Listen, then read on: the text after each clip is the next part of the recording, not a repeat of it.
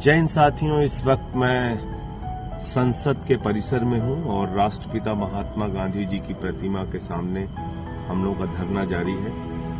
आज आपको पता होगा कि मुझे पार्लियामेंट से सस्पेंड कर दिया गया और सस्पेंड करने की वजह सिर्फ इतनी थी कि मैंने प्रधानमंत्री जी से कहा कि आप मणिपुर की हिंसा पर आकर जवाब दीजिए और इस मांग को लेकर 3 दिनों से हम लोग 267 का नोटिस दे रहे थे। आज 27 लोगों ने 267 का नोटिस दिया था। सरकार से हमारी मांग थी कि प्रधानमंत्री जी मणिपुर की हिंसा पर जवाब दें। मणिपुर की जो तस्वीरें आई, जो वीडियो आए पिछले दिनों, वो हृदय विदारक, मन को विचलित करने वाले। अगर कोई भी संवेदनशील व्यक्ति होगा तो उसको रात में नींद नहीं आएगी। और जब ये बयान मैंने सुना एक रिटायर्ड सूबेदार का कि मैंने भारत माता की तो रक्षा की, मैंने देश की तो रक्षा की, मैंने कारगिल का तो युद्ध लड़ा, लेकिन अपनी पत्नी की रक्षा नहीं कर पाया।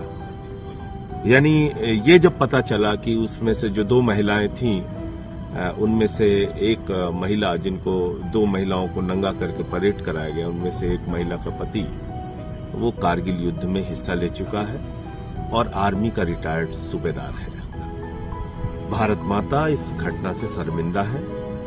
140 करोड़ लोग इस घटना से शर्मिंदा हैं, लेकिन हमारे प्रधानमंत्री को शर्म नहीं आती। वो नारा देते हैं बेटी बचाओ का, बेटी पढ़ाओ का, बड़ी बड़ी बातें करते हैं। प्रधानमंत्री जी, कैसे आप खामोश रह सकते हैं? देश के एक हिस्से में बेटियों का बलात्कार हो रहा है, महिलाओं को नंगा करके घुमाया जा रहा है, उनके साथ अश्लीलता की जा रही है, दरिंदगी और हैवानियत की जा रही है, छोटे छोटे बच्चों का कत्ल हो रहा है, लोगों के घर जलाए जा रहे हैं, बुजुर्गों की, माताओं बहनों की हत्याएं हो रही हैं, और आप चुप हैं, आप खामोश हैं, आपको शर्म नहीं आती? आप सदन में आके जवाब नहीं दे सकते? आप कैसे इतने संवेदनहीन हो सकते हैं प्रधानमंत्री जी? आप पूरी दुनिया की सैर कर रहे हैं, आपको चीता के ऊपर 3 दिन फोटो खिंचवाने की फुर्सत है, आपको रोज रेलवे की झंडी दिखाने की फुर्सत है, आपको मणिपुर पर बोलने की फुर्सत नहीं, लेकिन ब्राजील के फुटबॉलर पे ट्वीट करने और बोलने की फुर्सत है, आपको क्रिकेट के खिलाड़ी की उंगली टूट जाए तो उस पर ट्वीट करने और बोलने की फुर्सत है। ये कैसा दोहरा चरित्र है आपका प्रधानमंत्री जी? आप क्या समझते हैं इस देश के लोग?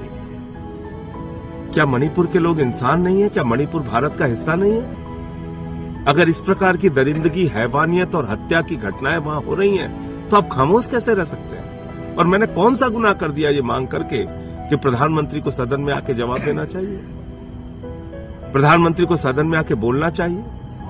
आप दिन भर में 4 बार कपड़े बदलने की फुर्सत आपके पास है, 10 मिनट 20 मिनट आप सदन में आके मणिपुर की हिंसा पे नहीं बोल सकते? एक ऐसा स्टेट जो जल रहा है और आपका मुख्यमंत्री कह रहा है कि ऐसी सैकड़ों घटनाएं हुई हैं यहां पे नंगा करके महिलाओं को घुमाने की, ऐसी घटनाएं आगजनी की और लोगों को मारने की हो रही है, ये मुख्यमंत्री कह रहा है। तो मैं सबसे एक ही अपील करना चाहता हूं, अगर जरा सी भी संवेदना है आपके अंदर, जिस तरह से भी विरोध कर सकते हैं, मणिपुर हिंसा का विरोध कीजिए, मणिपुर की दरिंदगी और हैवानियत का विरोध कीजिए।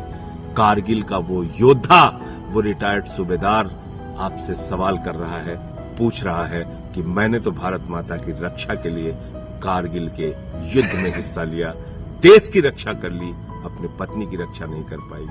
आज आप सबकी जिम्मेदारी है उस कारगिल के योद्धा की पत्नी की आवाज उठाने की। आज आप सबकी जिम्मेदारी है मणिपुर की बेटियों की, वहां के बुजुर्गों की, वहां के माताओं बहनों की, वहां के बच्चों की आवाज उठाने की। आप सबकी जिम्मेदारी है जो वहां चर्च जलाए जा रहे हैं, मंदिर तोड़े जा रहे हैं, उन मुद्दों को उठाने की।